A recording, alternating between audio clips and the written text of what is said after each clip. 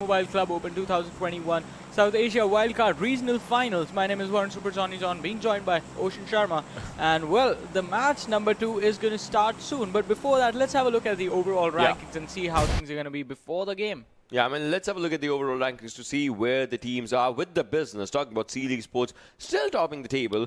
NRC 104, Seal 9. I mean, one bad game, that's the impact that it happened, that it actually just takes you down with. As you were in the top 2, now you're at the 3rd position. And you know, well, this is not the final, this was not the final game though. But if that would have happened, that's the difference it would have created in the first, second, because 2 slots for the qualification. That's how it is. Muck went with 2 chicken dinners now. They're at 83. But they need more. Well, definitely need more. But, I mean, look at this. So, 83 points tied up with Team Bear. But now, Ocean, we are sort of seeing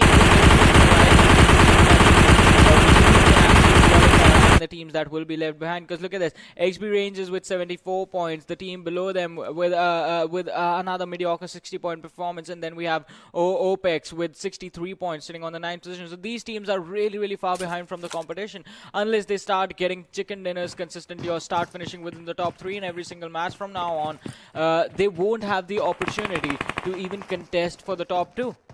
Probably, that is true. I mean, just as we were saying, the third day, that should go for the comebacks for a few teams, and tomorrow, day after tomorrow, just try and hold it. Because day after tomorrow is the last day of the business. Whatever you do, whatever thing you can actually, just have it. You gotta have it today and tomorrow only. Day after tomorrow, it's like for the prize pool, for your own respective prize monies. If you're in 9 to 16, you can try to be in 8, top 5, something like that, just to get a good chunk of the prize money, something like that. If you're in 1, 2, 3, 4, 5, you can try and climb up more.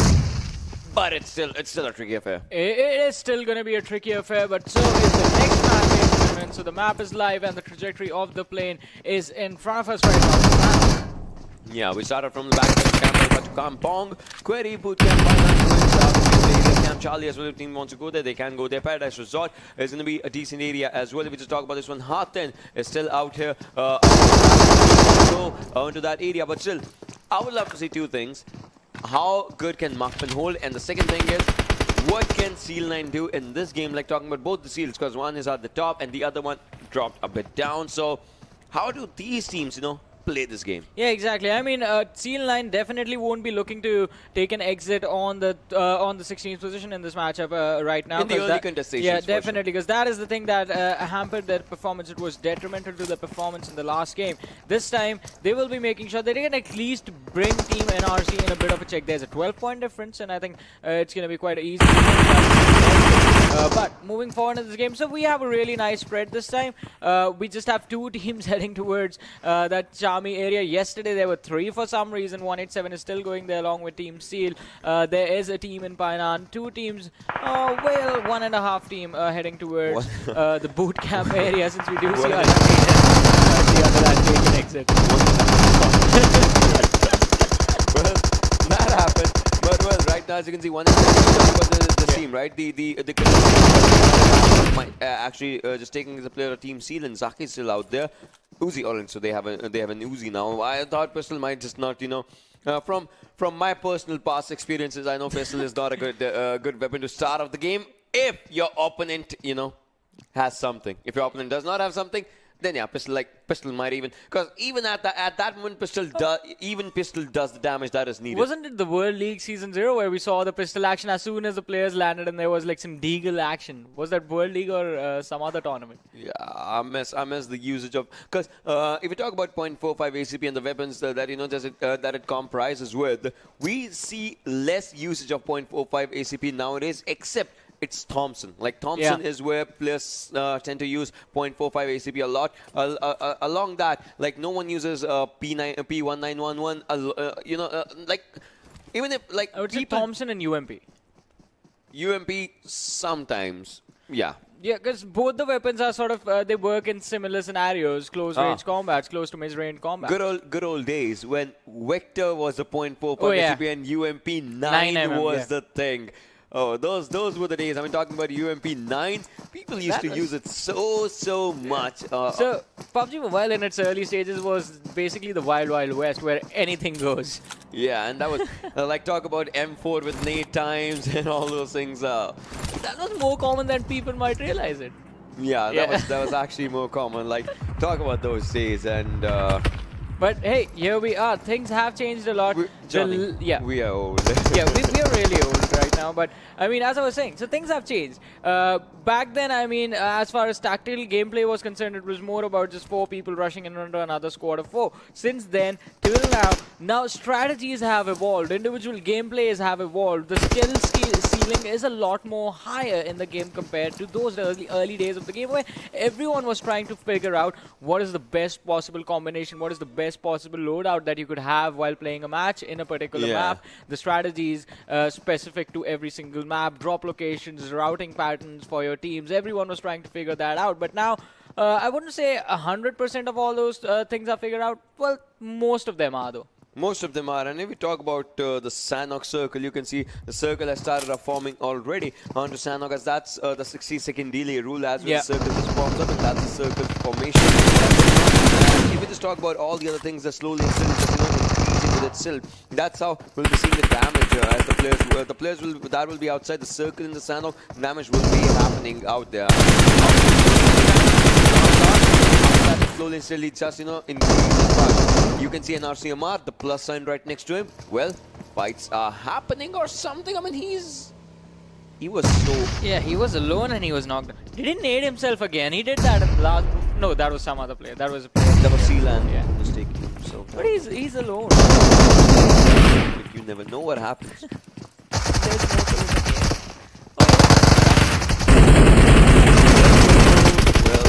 Well, something.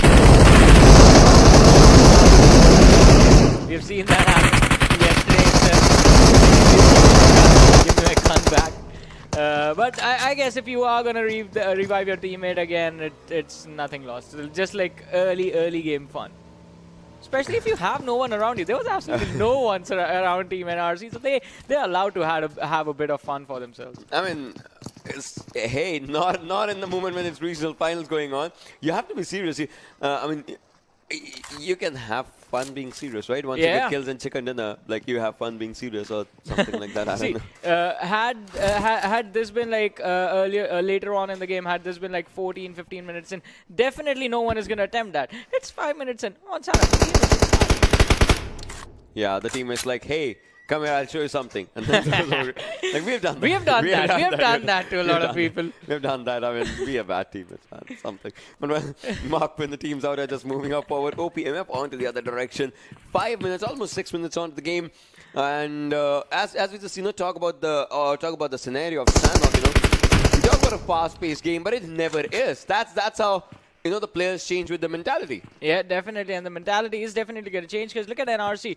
1 player in Langkawi, 1 in Kampong, 2 players towards the docks. So that entire eastern region is basically theirs. But we have the first airdrop coming with the AWM, the extended quick draw mag for the assault rifles and the level 3 kit being in here. So definitely going to put 1 player in a really good position in terms of taking fights in the long range, getting those rocks. But talking about fights, well, Max Legends, the fight has broken out on the map. Versus WMG. Well, we did see the early skirmish just happening up right now, as we just saw. But the thing is, still, we gotta see, the confirmations happening, because that's where the first blood, that's where the first initial mark that you have onto the map actually just shows down. Max Legends, you can see when Samita is onto the other direction, that can be a good thing. But Markman Passes is starting up the fights against OPMF and finishing up. That's where the first blood happens. OPMF Dictator goes down, but Moray takes down Illusion. Markman's taking up a fight. Markman's taking up a brilliant fight, and onto the sides of boot camp, the fight was happening. The players were going down. Yeah, the players were definitely going down. Markpen Illusion has been knocked out, but the players are looking for a revive for their teammate. But Pilzang, he is in the front lines. He's trying to stop the aggression coming in from the side of OPEX. Is he going to be able to do that? Has a nade, has Storming on him, but he falls back a little bit, and this could have been a bad moment for the team. But look at this. So Illusion has been revived. It's going to be a 4-man Markpen again. Pilzang with a nade is going to try and catch a few players off the squad of OPMF off guard, but he needs to be careful. Aksim is quite close, and this is, well, it's going to turn deadly in a few seconds. I wanted to see OPMF actually. I wanted to see what the players do, and you can see Vector in the hands of Axiom. But the thing is, Team Bear is something that we can see right in the close corners. Not exactly close corners as they are not in the minimap as of now, but still a bit far away is where they are. But Belzang takes down another one. It's 1+ surviving. Then that's going to be Axiom. How much of a fight can he take with Vector? Or what's going to happen? As you can see, the players just moving on. Illusion taking up an M4 and just moving up forward into 1v1 fight, and he takes him down, and Illusion takes 2 kills for himself.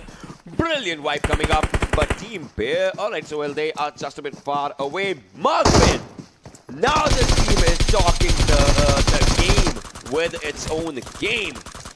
Well, they are definitely talking game at this point, but moving forward, Dino is in some trouble. Fantastic has been taken down. He has been finished off by Senior, who is just lying on the ground taking those shots. Dino, Salty, and Lee in the back lines right now. Salty has a rock for cover, but they're still cut off from their own teammate, because look at where Ghosty is. He's on the basically on the low ground along with the players of Team C9. Alright, Salty steps out. He's going to be taken down. Lee is still there for the revive, but Senior, the entire squad of basically C9, and they're not taking their crosshairs away. So Senior actually put up a few shots, and that let Salty come out, and Inky from an off angle took him down. That was a brilliant bait just coming out from the players. So that was a really good thing, as we just saw right now. But the thing about this one is that it's still onto the other side of the river, right? You cannot go for the rushes out there. All you can do is just get your bullets out and try to waste the utilities of your opponents, and that's one thing. Well, Ghost is pretty close to the team, but he also cannot, take a let alone fight, because if he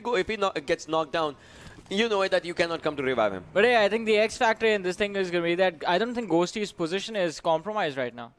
Yeah, his position is not compromised, but he cannot, he just can't peek or anything. Because if he goes down, the cover, the revive cannot just come down on destruction, because his opponents have to come down from the open, and that's again is going to be a bad thing, because they have so much onto them. You can see all the players. So Ghosty, he cannot do anything. But another time, this time Senior takes down one.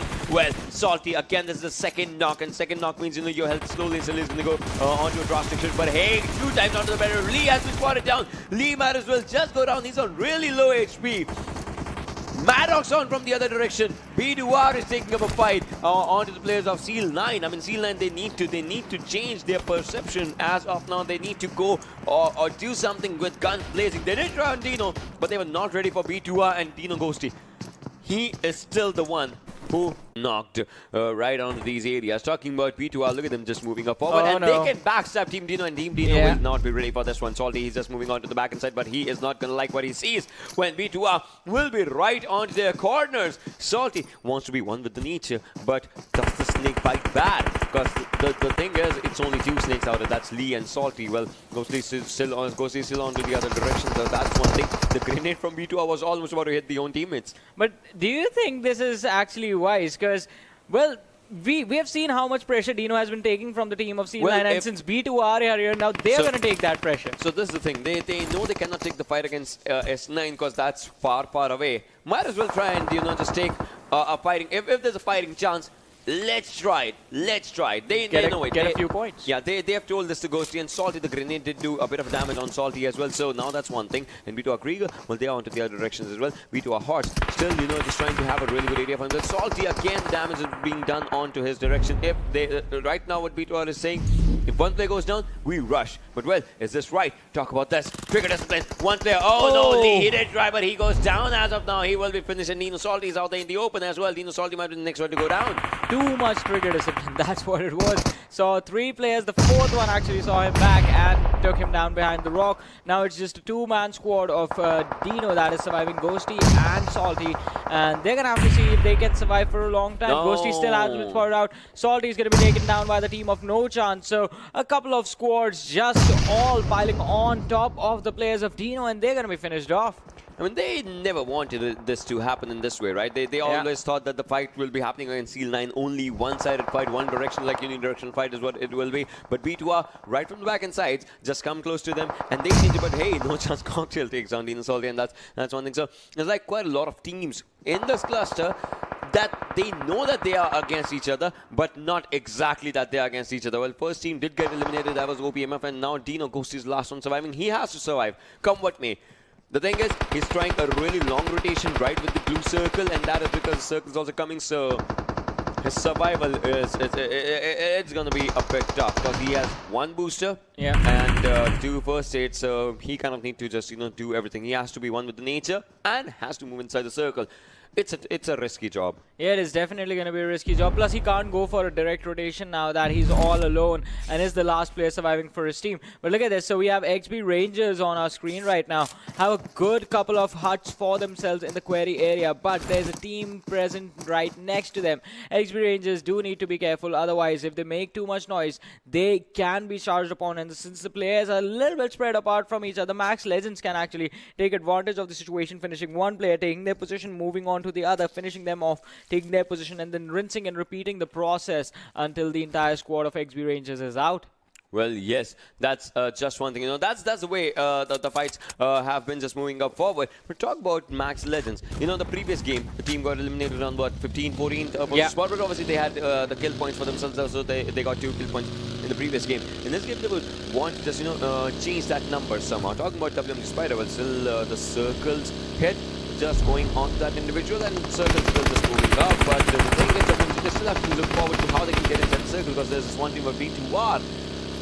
Mark Penn is actually on a different role. Now Nisal has been spotted down as well. It's just a matter of seconds to just spot someone and say enemies ahead and just try and take that fight into their own hands. But Mark Penn, Pilsang has been spotted down. He goes down. He needs to be finished, but no. Nisal slows himself down. Will go for a revive, and probably after that will take up the fight. See, but here's the interesting part. Here's the fun part. Born to Rush, the players weren't taken down by Mark Penn. I mean, the other one was taken down by the players of SDZ. So, Born to Rush actually need to be careful as to how they engage the fight. They did take down one of the players from the side of... seconds to just spot someone and say enemies ahead.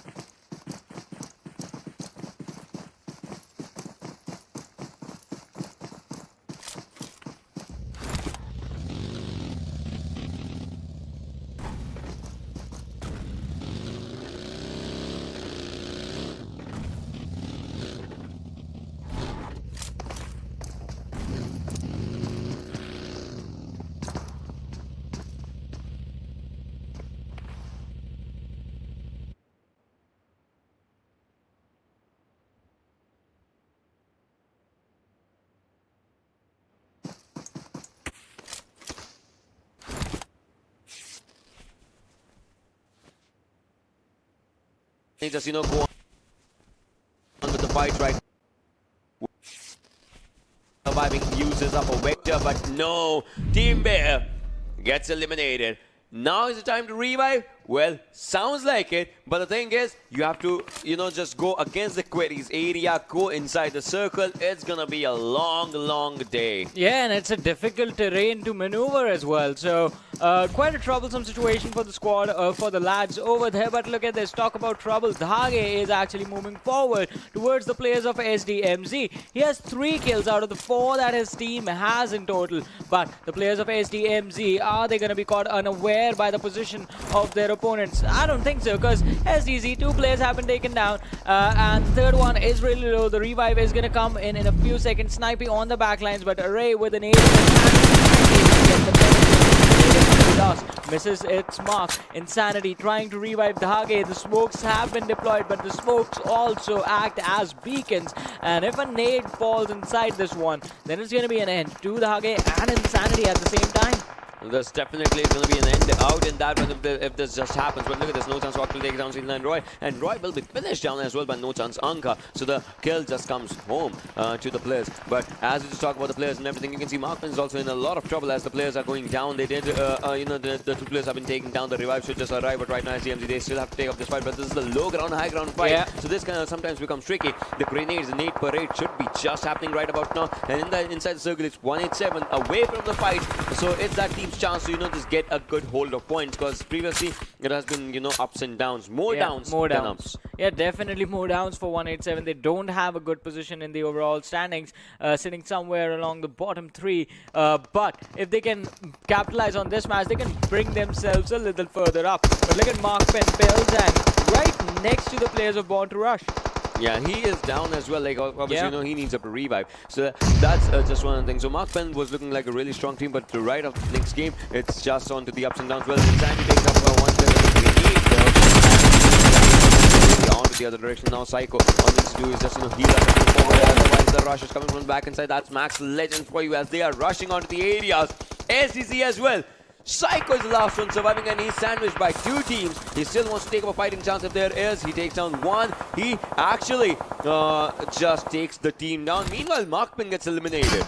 Yeah, Markman is going to be taken out. SDMZ is going to be taken out as well. And now SDZ, they have to regroup as fast as they can because the Max Legends are arriving. Dilla is going to be knocked out. Is the revive going to come in as the player is in some trouble from the backline? Seal9 Myunke has spotted out the players of Born to Rush. The shots are going to come in on Grigger. They have 1 player is knocked out. Grigger is the last man surviving. He goes on to the other side of the ridge, but Myunke still knows his location. He can potentially charge in on his opponent. But no, he is going to be taken down in a few more seconds. Dino gets eliminated, ladies and gentlemen. We're down to 9 teams. 3 more eliminations coming in. Grigger finishes off SDZ Insanity, but Dhage is there to stop him in his tracks. And 1 more team, Born to Rush, get eliminated. Opex, they were taken out after this. Born to Rush is going to be there. And, well, finally moving forward in this match. 7 teams alive, 18 players still in this game. And it looks like NRC, they are back to the consistent way. Seal9 is here, Seal Esports is here, NRC is here. The teams in the top 4. Well, the players are still just, you know, trying to move with themselves. We are down to 6 teams as of now. We just, you know, we're talking about it.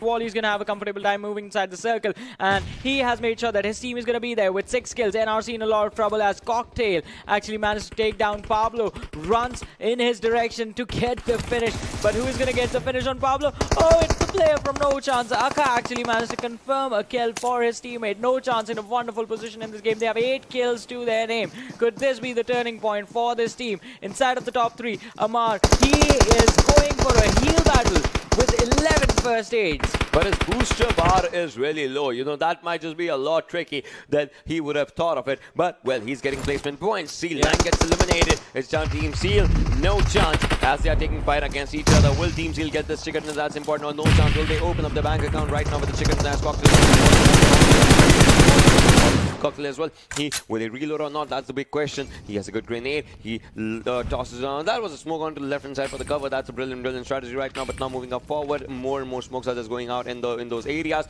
Once the grenade can actually try and take a player down or something like that, that's what they are looking forward to. The grenades on the left hand side. He wants to reach that cover. Cocktail, he was really low to the grenade. The grenade did do the damage. And now Molly right from the for this one. Team Seal, those 2 players, they might have to bring out the game for themselves. Otherwise, No Chance, the man advantage will for sure try to take him down. I mean, Baron has taken down Wally's the last one surviving somehow. But what's it going to be? I mean, I'm talking about NRC. Will it be the 3rd position or the 2nd? It is 2nd right now because NRC is still outside the circle. Healing up. No Chance. Where is the last player? Where is he? What is he doing? He's healing. Putting up the first hit. Somewhere 200 meters outside the circle. No one knows where he is. And now the first aids are gone. Emote, yes, there Bye it is. bye. Whoa. Okay. Just dances in the exit, but No Chance. Finally off to a good start. They get themselves the winner chicken dinner, ladies and gentlemen, and with good number of kills. They had 10 kills in this match, 25 points, and that brings them off the 16th position. They are 15th now. I mean, that's the thing, right? The way they started off playing, we thought of it, right? How they will be changing up the strategies and everything. They are 15. Baby steps is what you can call it up right now. But, you know, the baby steps will have to turn itself into giant leaps or something. But hey, the giant leap can come in because wildcard region, well, definitely the wildcards again. Let us remind you, this region has a habit of getting back-to-back chicken dinners. I mean that's one thing, but back-to-back chicken dinners, you kind of need to go on all cylinders, and that too starting off today. It should happen soon. Yeah, it should happen, and it needs to happen a lot more frequently for a team like No Chance, because